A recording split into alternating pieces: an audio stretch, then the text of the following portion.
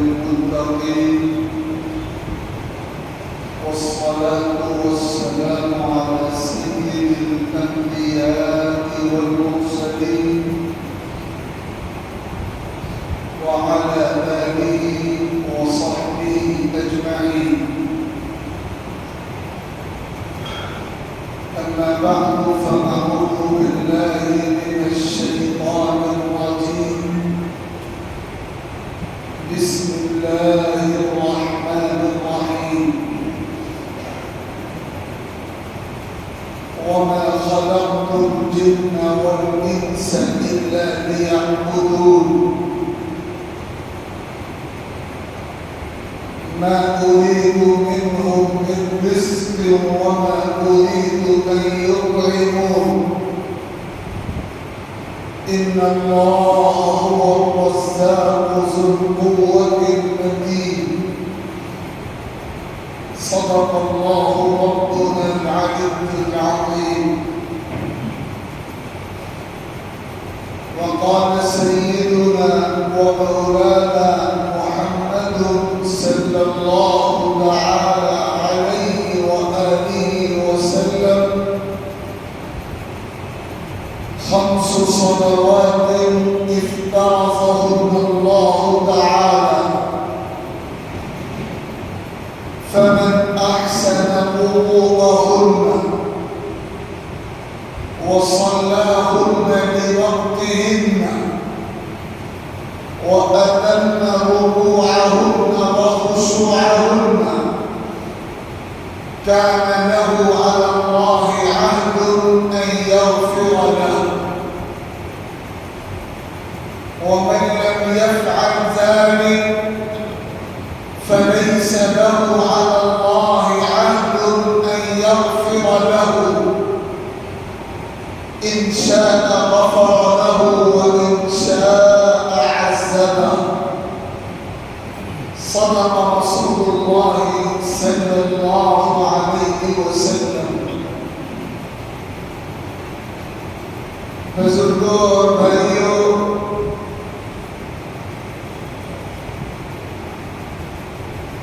اللہ رب العزت اس پوری کائنات کے خالق و مالک ہیں،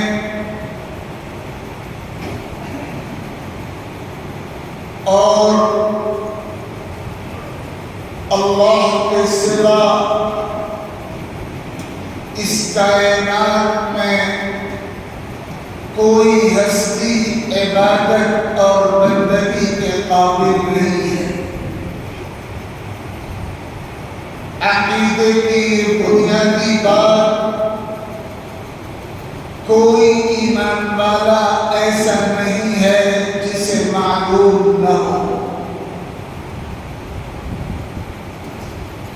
ہم اللہ تعالیٰ کے بندے ہیں اور اللہ رب العزت ہمارے محبوب حقیقی، اور یہ جو رشتہ ہے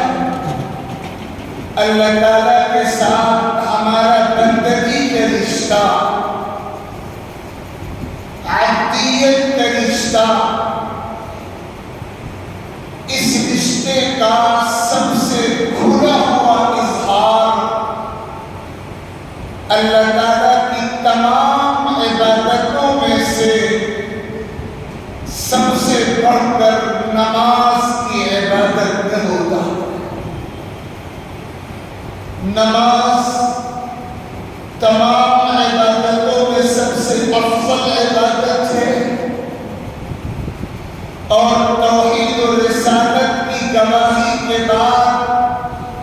ایمان و اسلام کے ارکان میں اور ایمان و اسلام کی بنیادوں اور ستونوں میں سب سے زیادہ اہمیت کے ساتھ قرآن مجید میں بھی اور احادیث نبویہ میں بھی نماز ہی کا تذکرہ۔ نماز وہ خاص عبادت ہے کہ جس عبادت کے ذریعے بندوں کا اللہ تعالیٰ سے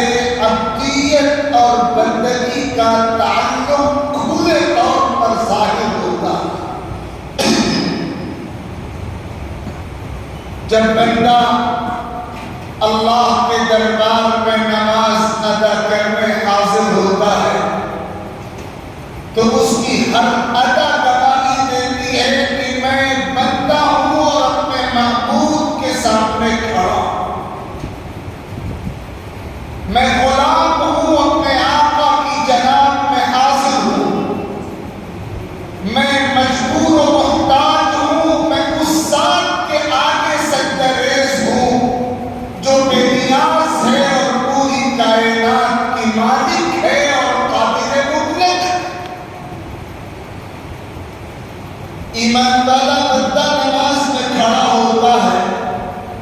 اور نماز کا آغاز کرتا ہے غلامانہ، عاجزانہ، نیاز مندانہ، عاشقانہ، اپنے ہاتھ اٹھاتا ہے، اللہ کی کبریائی کا کلمہ بلند کرتا ہے، غلاموں کی طرح ناف کے نیچے اپنے ہاتھ باندھ لیتا ہے، اللہ تعالیٰ کی تسبیح و ثنا کے کلمات، اللہ تعالیٰ کی تقدیس و حمد کے کلمات زبان سے ادا کرتا ہے، اللہ کے رحمان و رحیم ہونے کا حوالہ دیتا ہے، شیطان مردود سے اللہ کے سامنے پناہ کا طلبگار ہوتا ہے، سورۃ الفاتحہ اپنی زبان سے پڑھتا ہے اور اللہ تعالیٰ کی حمد و ثنا کے ساتھ اس کے معبود ہونے اور اپنے غلام ہونے، اس کے مالک ہونے اور اپنے محتاج ہونے کا اظہار کرتا ہے اور دست بستہ اللہ کے دربار میں دعا کرتا ہے کہ خدایا میں صراط مستقیم کا محتاج ہوں، مجھے سیدھا راستہ دکھا دیا جائے، مجھے سیدھے راستے پر چلا دیا جائے، مجھے سیدھے راستے پر جمع دیا جائے، مجھے گمراہوں اور آپ کے عذاب کا نشانہ کرنے والے بدنصیبوں کی فہرست میں شامل ہونے سے محفوظ رکھا جائے۔ سورۃ الفاتحہ میں یہ کلمات نمازی اپنی زبان سے ادا کرتا ہے اور پھر وہ آمین کا وہ کلمہ کہتا ہے جو قبولیت دعا کی دعا ہے اور جس کے معنی یہ ہے کہ خدایا میں دعا مانگ رہا ہوں آپ کے دربار میں اس یقین اور اس لجاجت کے ساتھ کہ آپ میری دعا قبول فرما کر میری عزت بڑھا دیجیے۔ اس کے بعد پھر قرآن مجید کی کوئی نہ کوئی سورت و آیت پڑھتا ہے اور پھر غلامی کا اگلا مظاہرہ اور بندگی کا اگلا اظہار یہ ہوتا ہے کہ وہ اپنی سیدھی قامت کو اللہ کے دربار میں جھکا دیتا ہے، وہ رکوع میں چلا جاتا ہے اور اللہ کی عظمت و تسبیح کے گن گاتا ہے اور پھر وہ کھڑا ہوتا ہے غلاموں کی طرح اور پھر وہ آخری نمونہ اپنی بندگی کے اظہار کا یوں پیش کرتا ہے کہ وہ اپنے پورے وجود کو زمین پر ٹیک دیتا ہے، اپنی نشانی بھی، اپنا ماتھا بھی، اپنی ناک بھی، اپنا چہرہ بھی سجدہ ریز ہو جاتا ہے۔ حضور اکرم علیہ الصلوۃ والسلام فرماتے ہیں اقرب ما یکون العبد من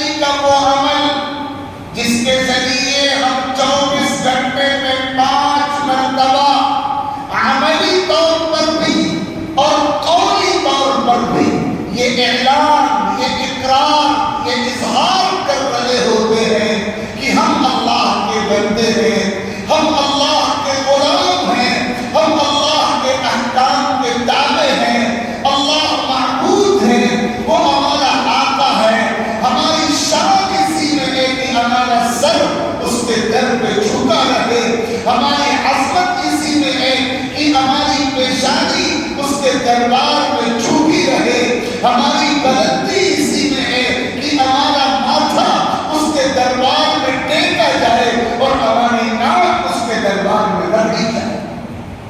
یہ ہے نماز کا وہ عمل. اور اسی لیے حضور اکرم علیہ الصلوۃ والسلام نے اپنے اقوال سے بھی اور اپنے افعال و اعمال سے بھی نماز کی اہمیت کو امت کے سامنے اس طرح واضح فرمایا ہے کہ جو آپ کا سچا امتی ہوگا، جو آپ کا سچا غلام ہوگا، جو آپ کا سچا وفادار ہوگا، وہ زندگی کے کسی بھی مرحلے میں نمازوں کی ادائیگی میں کوتاہی کا تصور نہیں کر سکے. میں نے خطبے میں حدیث نبوی تلاوت کی. سیدنا حضرت عبادہ بن ثابت رضی اللہ تعالی عنہ نقل فرما رہے ہیں، جناب رسول اللہ صلی اللہ علیہ وسلم کا ارشاد عالی ہے، خمس صلوات افترضہن اللہ تعالی، 5 نمازیں ہیں جو اللہ تعالیٰ نے ایمان والوں پر فرض کر دی ہیں. من احسن وضوءہن،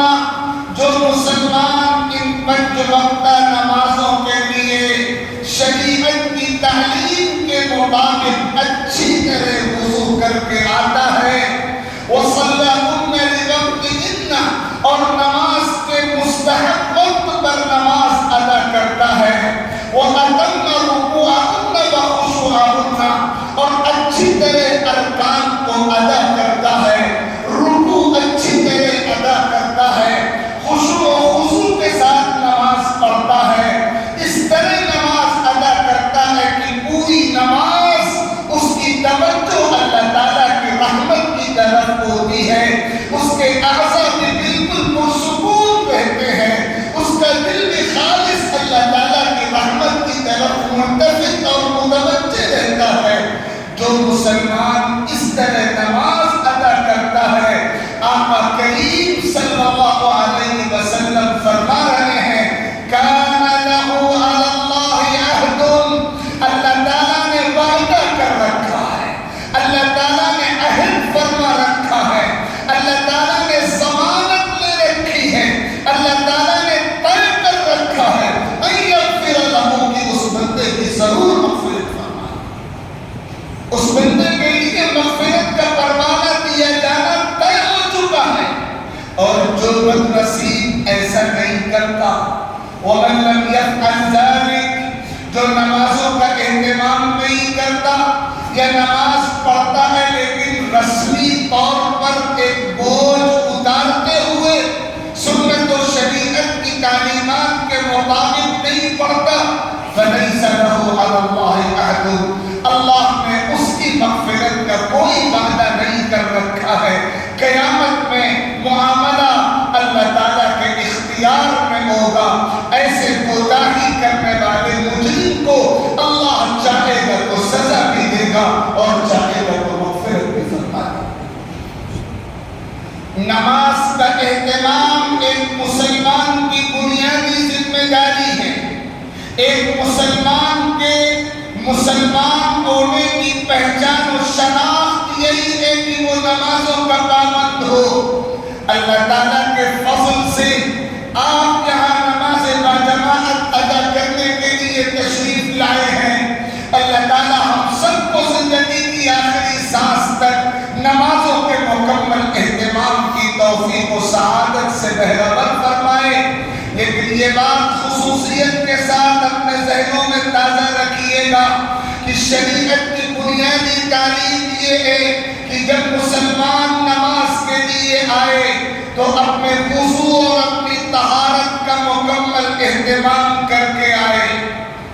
جب مسلمان نماز کے لیے آئے تو اس کے جسم کا لباس ایسا ہونا چاہیے کہ اس میں سنت کے مطابق نماز ہو. ننگے سر نماز نہ پڑھی جائے،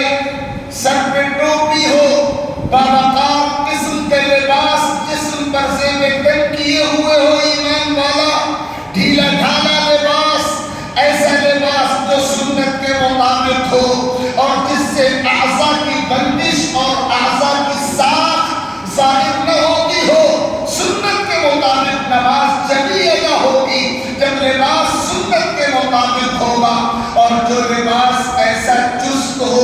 کہ اس سے جسم کی بندش اور جسم کے اعضاء کی ساخت ظاہر ہوتی ہو، اس کو پہن کر نماز ادا کی جائے، نماز ادا تو ہو جائے گی لیکن وہ نماز سنت کے مطابق ادا نہیں ہو سکے گی۔ تو ایک تو طہارت و وضو کا اہتمام بہت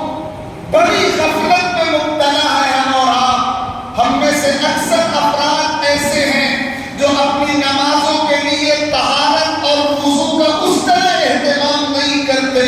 جس طرح اہتمام کرنے کا شریعت نے حکم دیا ہے۔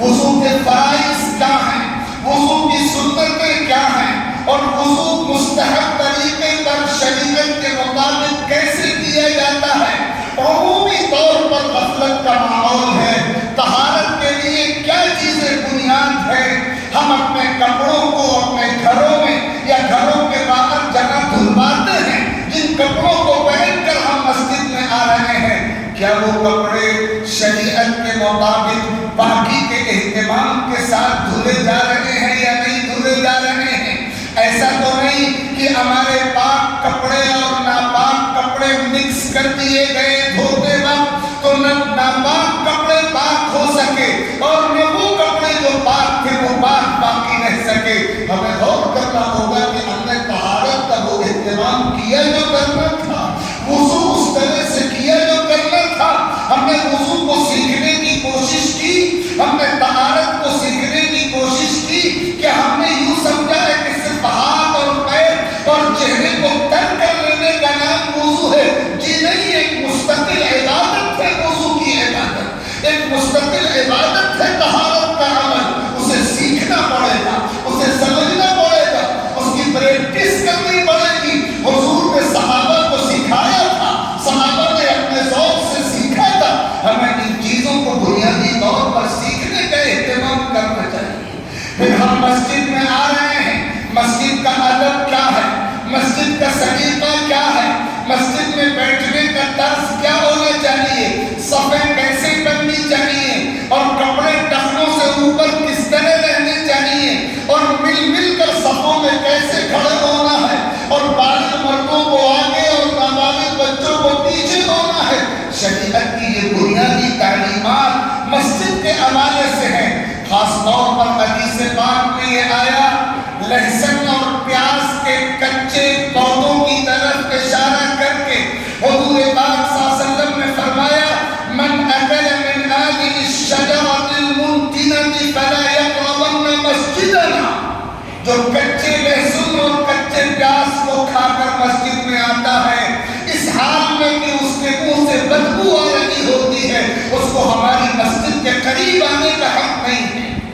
اور اسی حکم میں وہ تمام چیزیں ہیں جن کو کھانے کے بعد، جن کو پینے کے بعد، جن کو استعمال کرنے کے بعد، جن کو لگانے کے بعد بدبو آتی ہے، جو دیگر نمازیوں کے لیے بھی تکلیف کا باعث ہوتی ہے، اور رحمت کے جو فرشتے مسجد میں ہر طرف موجود ہوتے ہیں ان کے لیے تکلیف کا باعث ہوتی ہے۔ ہم یہ دیکھتے ہیں کہ ہم میں سے بہت سے لوگ ایسے ہیں جو ایسی چیزیں کھا کر یا ایسی چیزیں لگا کر یا ایسی چیزیں استعمال کر کے مسجد میں آتے ہیں کہ اس کی بدبو تمام نمازیوں کے لیے بھی تکدر کا باعث ہوتی ہے، اور رحمت کے فرشتوں کے لیے بھی تکدر کا باعث ہوتی ہے، اور ہمیں احساس نہیں ہوتا کہ ہم کیسا عمل کر رہے ہیں جو حضور کی ناراضگی کا عمل ہے، جو اللہ تعالیٰ کی ناراضگی کا عمل ہے، جو شریعت کی تعلیمات کی مخالفت کا عمل ہے۔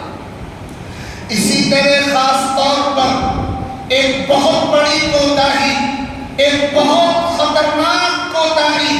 نمازیوں کے آگے سے گزرنے کا گناہ ہے۔ نماز باجماعت مکمل ہونے کے بعد اللہ کے بہت سے بندے سنت ادا کر رہے ہوتے ہیں، نفل ادا کر رہے ہوتے ہیں۔ جو لوگ سنت اور نفل پڑھتے ہیں انہیں اس کا لحاظ رکھنا چاہیے کہ وہ اس طرح پڑھیں کہ آگے کے لوگ اگر واپس جانا چاہے تو ان کے لیے راستہ باقی ہے، لیکن جو دیگر لوگ گزرنے والے ہیں ان کے ذمہ شرعی فرض یہ ہے کہ وہ اس طرح نکلے کہ نمازی کے آگے سے گزرنے کا گناہ وہ اپنے کھاتے میں نہ لائیں، صبر کر لیں، انتظار کر لیں، اپنی مصروفیات کو آگے پیچھے کر لیں۔ جتنا ثواب آپ نماز پڑھ کے کما رہے ہیں، جتنا ثواب آپ تلاوت و ذکر کر کے کما رہے ہیں، اگر آپ جان بوجھ کر نمازی کے آگے سے گزرے تو اس کا گناہ سارے ثواب کو منعقد کر دے گا۔ حدیث پاک میں تو بڑے سخت انداز میں فرمایا گیا، لو یعلم المار بین یدی المصلی ماذا علیہ کان لأن یقیم مئة عام خیر له من الخطوة التي خطا، کہ جو آدمی نمازی کے آگے سے گزرتا ہے اگر وہ اس کے گناہ کو جان لے تو 100 سال ایک جگہ کھڑا رہنا ہلکے درجے کی مشقت ہے، اور نمازی کے آگے سے گزرنے کا گناہ اس سے کئی زیادہ خطرناک ہے۔ ایک حدیث میں تو الفاظ آئے لَكَانَ أَن يُخْسَفَ بِهِ فِي الْأَرْضِ خَيْرٌ لَهُ مِنْ أَن يَمُرَّ بَيْنَ يَدَيْهِ، زمین میں دھسا دیا جانا ہلکے درجے کا عذاب ہے، نمازی کے آگے سے گزرنے کا گناہ اس سے کہیں زیادہ۔ تو ہم اور آپ اندازہ کریں